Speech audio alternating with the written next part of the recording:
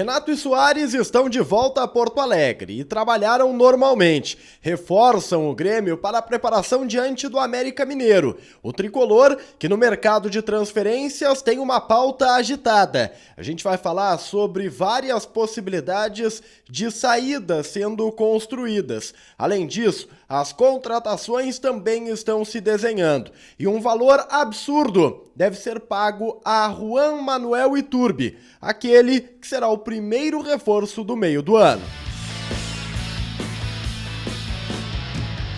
Salve galera, tudo certo com vocês? Chegando aqui no A Dupla para destacarmos o Grêmio.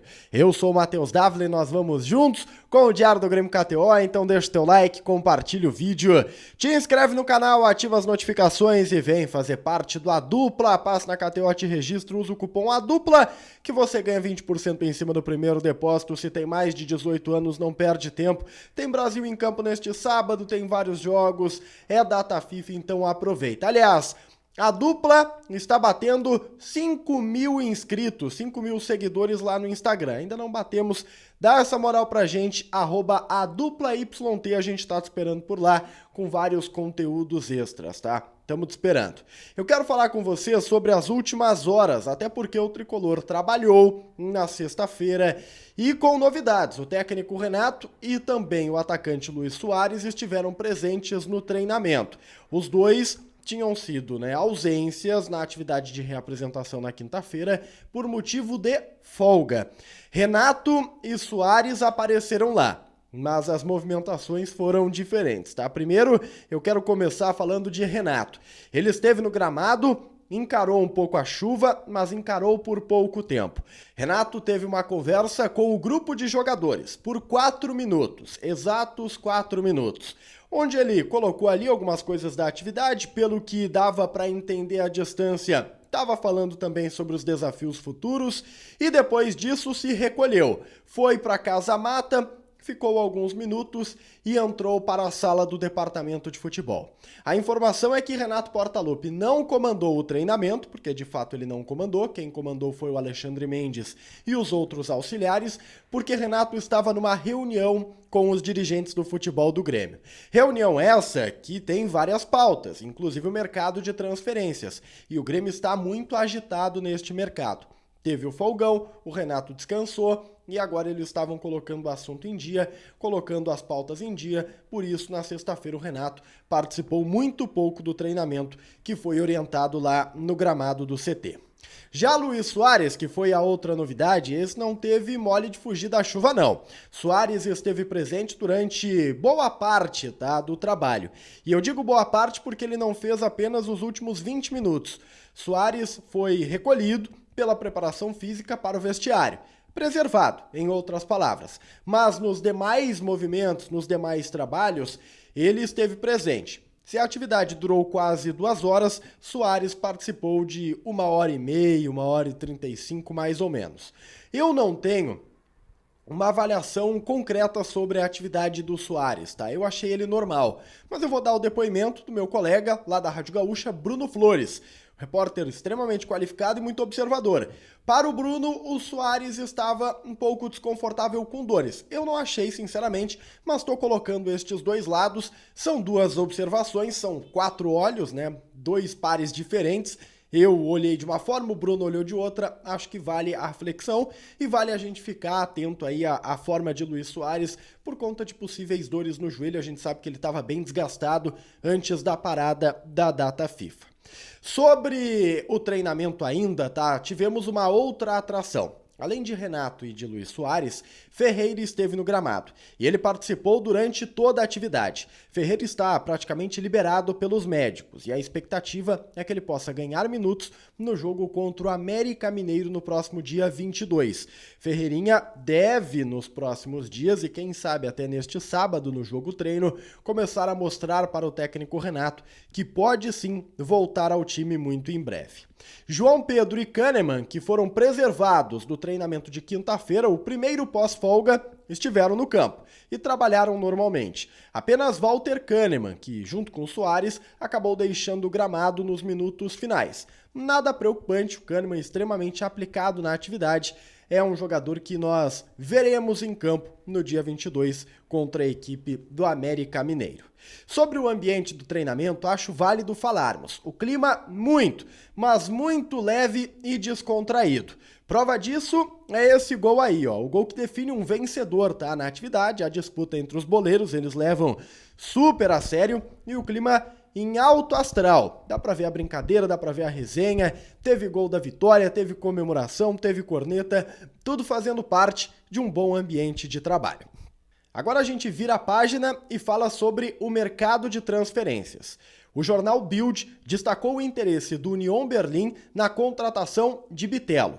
O jogador participou do treinamento e é o principal ativo do Grêmio nesta próxima janela de transferências. Entretanto, as matérias que estão circulando na Europa a respeito de um possível avanço do Union Berlin por Bitelo não estipulam de nenhuma maneira valores. E eu prometo que nos próximos dias a gente vai falar um pouco mais sobre a valorização de Bitelo. O fato é que o Grêmio não foi procurado oficialmente e tudo até o presente momento não passa de uma grande sondagem. Mas vale dizer, o Union Berlin foi o quarto colocado na última edição da Bundesliga, se classificou para a Liga dos Campeões e quer qualificar o seu time para a disputa da maior competição europeia.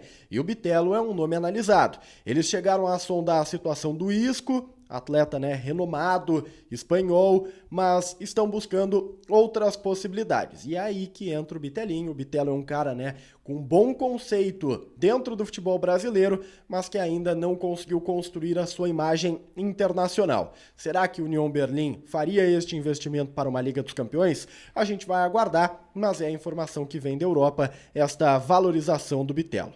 Agora eu quero abordar 3 informações que foram trabalhadas e divulgadas pelo repórter Caliel Dornelles. A primeira delas, Darlan vai deixar o Grêmio neste meio de ano. Pelo menos esta é a tendência. Darlan recebeu algumas sondagens do futebol japonês e português.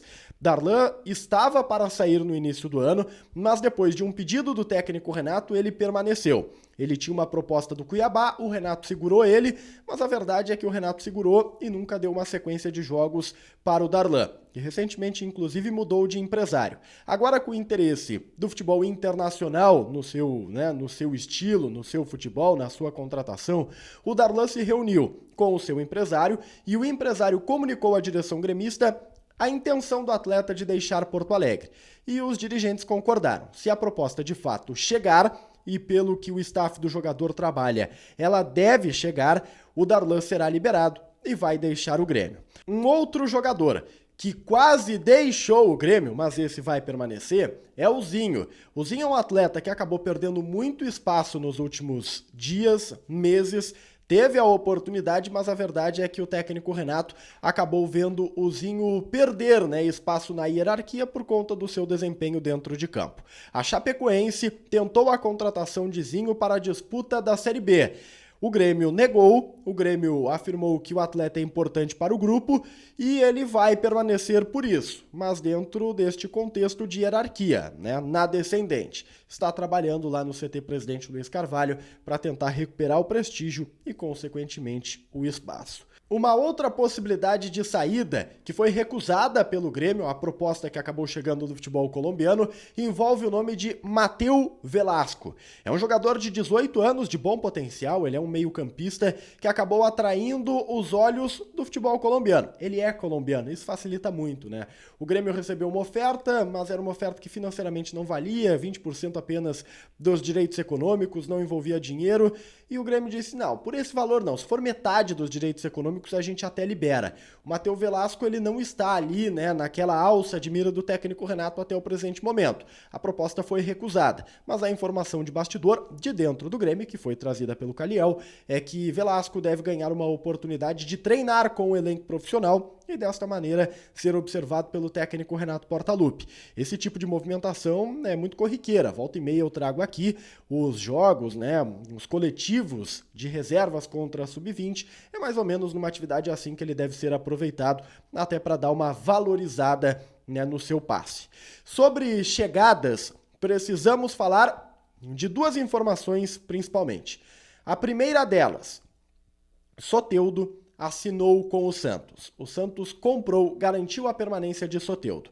A novela com o futebol mexicano terminou, o Grêmio observava, o Grêmio analisava a possibilidade de investir no Soteldo, mas agora, como o Santos comprou o Soteldo, fim de papo, deixa de ser uma alternativa. Aproveitando que a gente está falando de plano A para o lado do campo, o Michael segue na pauta do Grêmio e apesar dos rumores envolvendo Michael e Corinthians, nada afeta a confiança dos gremistas, tá? Para muitos, o que acontece entre Michael e Corinthians é um hype de internet, principalmente da imprensa paulista e dos torcedores do Corinthians.